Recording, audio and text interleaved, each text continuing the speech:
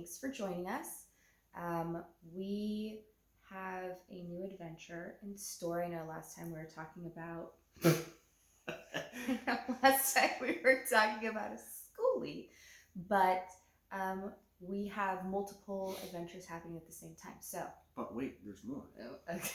So we have also, in addition to the bus, we've also decided to purchase land in North Idaho, like everyone else has, and build our home there. So the video you're going to see today is kind of a culmination of us getting the land and then getting a well witcher up there and then kind of just exploring our land. It's been basically a 6-month process in getting this land. We had probably 5 or 6 offers that we put on different pieces of land in North Idaho, and remarkably, we didn't get them because we were just not competitive enough. So we bought this land with family. It's 80 acres of total raw land. It's used currently right now for being hayed, and it's got some timber on it. So you'll see the video. I know that we're a little late on it, but life happens. Yes, life. And even though the process took 6 months just in purchasing the land. Prior to that, we had gone to venture into Idaho because Kevin and I had started talking about potentially leaving the state, and we started having conversations, back in 2020. And we decided that Idaho was a place where Kevin was really interested in exploring. We hadn't been there before, so the conversation was, before we make a decision to move somewhere, we need to visit. So we visit in September of 2020. Yeah. We went back with family who also was considering leaving the state for a visit in February of 2021. When we were there, we met with some real estate agents, and we really started to understand that Idaho is a very popular market, as I think most people know. A lot of different out of California markets are very popular right now, and so our timeline got moved up from starting to look in this year, 2022, to 2021, and we're really glad we did, because we did have a lot of ups and downs. There was a lot of challenges. There was a lot of traveling back and forth. There was a lot of things that fell through, whether it was we weren't competitive enough, or there were like permit processes or surveying processes that weren't complete, and those fell through. Roads that hadn't been built, a lot of factors, and so it was a pretty intense 6 months. So we are really happy that we were able to secure this land. We are moving up there with family, and most importantly, this land is flat. There's a lot of land up there that's for sale that's not flat. Yeah. Buildable land is what they call it, which that's an obstacle we ran into. A lot of real estate agents, you look through pictures and they look great on paper or on pictures, and then when you go up there, it's nowhere. It's a sheer cliff, or it's like way unfeasible. So this land was flat for the most part. It's I would say it's 70 acres of flat land. So I guess technically anything is buildable if you have the resources to make it buildable. We don't have all the resources in the world to make a sheer cliff something that's buildable, or pylons or whatever. So we don't have those resources, so some of those places weren't feasible.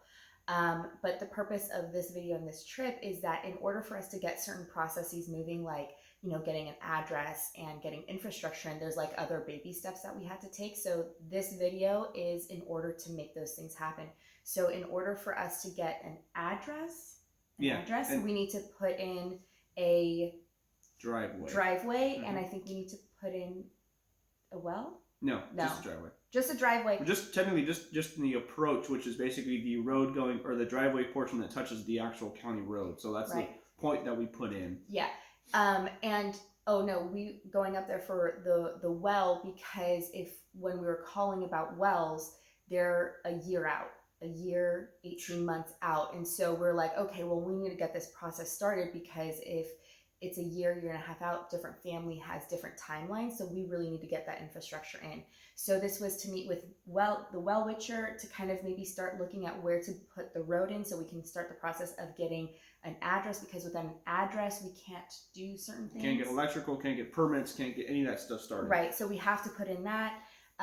What was the other reason for going up there? Just to kind of familiarize ourselves with the land and things like that. So part of this trip was the well witching, and it's an interesting process. Yeah, so we found our well witcher through our driller. Our driller is a local driller that drills in the area.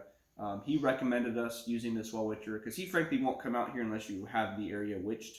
So basically, this is a very crude, elementary explanation of well witching because I have no. Basically, the 20-minute conversation I had with the well witcher is what I got, and that's kind of understand. Basically, it's two rods. The two rods are held in the hand, and then when water is located in the ground, somehow it crosses the rods and tells this well witcher the indication of where he needs to go, and he kind of follows it, and then once they intersect, he goes and he kind of examines it further. Our land had two potential well sites that were identified. Not great gallons per minute, but he estimated between 5 to 10 gallons per minute per each well. With him, in talking with him, he has a 95% success rate, meaning that he can tell you, okay, I want you to drill here. You drill here, you're going to get water. You're going to get water at X amount of feet, and he's been pretty close to being right on. I mean, I think he said he's like sometimes he's off 10 or 15 feet, but usually he's spot on with his measurements. So. Again, we have no idea if it's going to work until we actually put a hole in the ground, but that's where we're at. And to clarify, when we say that the it's not a great well, like gallons per minute, is because the surrounding area, there's a county website, I think, that you can go to and see. The state website. The state has it basically when you tap a well, you have to register that with the Idaho, I think it's the Department of Water Resources, I think, and they'll tell you, like, if you were to, they have an interactive map, you can search and go, okay, well, this person has a 30 gallon per minute well, and it was drilled in 19 whatever. Right. So the when we say it's not great is because the area around us, or the wells that have been registered around us, are pretty high producing, like 50 gallons, 100 gallons per minute. But we have been told by like our real estate and people who have been in the area for a while that a well that produces 2 to 4 gallons is a good producing well. Correct. So in general, it is a good producing well because the well witcher, based on what he's sharing with us, is guesstimating 5 to 10 gallons. And this is also when we did this in August, which is basically, it's summer. It's not rainy season, so the well will fluctuate throughout the year based on the season. So this is also something that was done in one of the lowest times of so water. As the western states are going through a drought, obviously it affects the water table. The amount of people in the area affects the water table. So hoping obviously we hit water. If we hit water, we'll be blessed with that. If we hit with more than 5 gallons a minute, we'd be super happy with that. But obviously that's going to factor in. We're going to we're going to put tanks in. We're going to have storage, so we're not just relying on our water. We have water in storage tanks. Right. So as a backup measure too. And so the driller that we're going with, we were actually pretty lucky in the sense that when we originally talked to him back in like August or before that, I'm not quite sure, he had about a 6 to 8 month timeline that he could potentially get us in, whereas they made calls all over the place. I don't know how many calls they made, but a lot of drillers were a year out, a year and a half out. And so that created a lot of barriers. And so that's why we wanted to kind of get this process rolling. If it's a year and a half, 2 year out kind of process, we have family who is trying to get into their land and start building sooner. And so that infrastructure needs to be there in order for that to happen. All right, here we are. I think I'm on still the first 40 acres. Not hard to tell when you have this much land to deal with. I basically have walked all this. The road is like way, if you can see my finger. The road is way over here, along that section over there. But yeah, you're talking about a lot of land. Trying to make you guys dizzy. I'm actually standing on a big giant hay bale, but our land continues into those tree lines. And then here's my hay bale. So, update. We're still witching to see if there's any water. If you can see the guys over there somewhere. Very interesting process though. Here we go. Here's our witcher over there, witching to see if there's any water. It's actually pretty cool seeing it, those little rods that come around, and he's found a couple spots, thankfully. Hopefully we get some results out of one of them. He's got a pretty good success rate, so it's been pretty interesting to see that too. So, all right, here we are on the northeast side of the property. Oops. Road going out that way. Property line starts there. Okay. And now I'm just marking all my lines. Every 100 feet I'm drawing a line to kind of give me an orientation. But yeah, here's our property. 80 full acres. All right, so if you can see behind me, there's a kind of curve in the road here. So that's where we're proposing our, kind of turn the camera around so we can see it.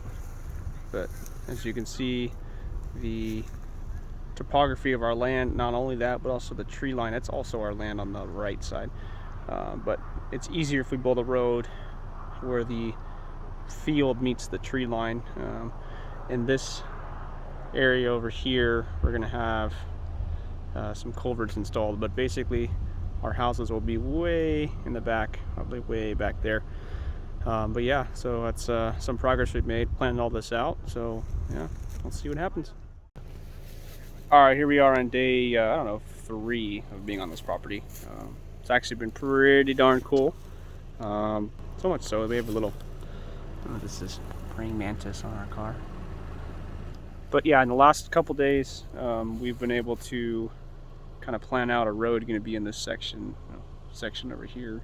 It's actually going to go all the way to that side. It's about 1,600 feet of road. We just met with the road builder today.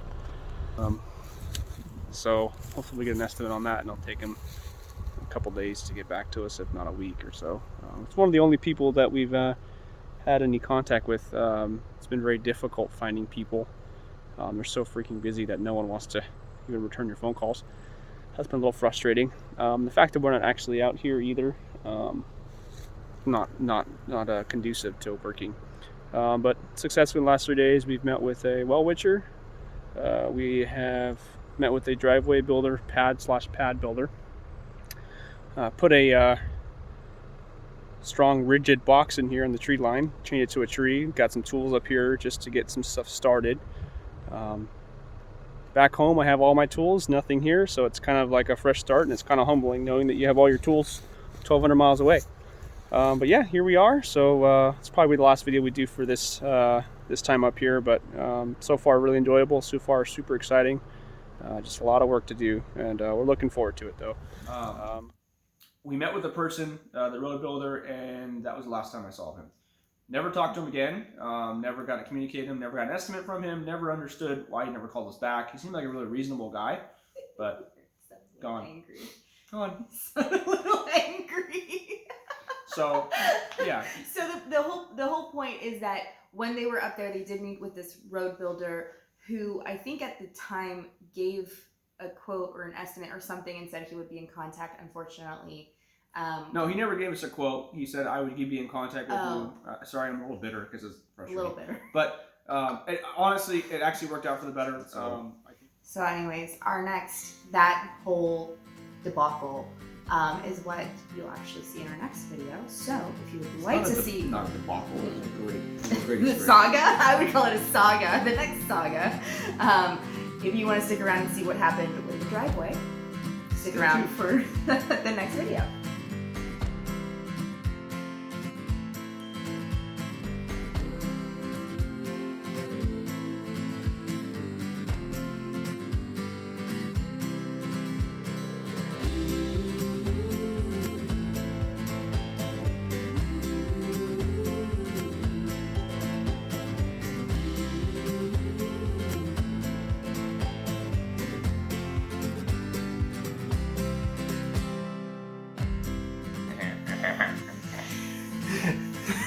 You're an idiot. Hi, I'm Natalia. Hi, I'm Kevin. No, could you not be so weird? Okay, go ahead. Okay. Hi, I'm Natalia. Hi, I'm Kevin. You're an idiot. Now I'm gonna make this worse. Why do we have to do our name every time?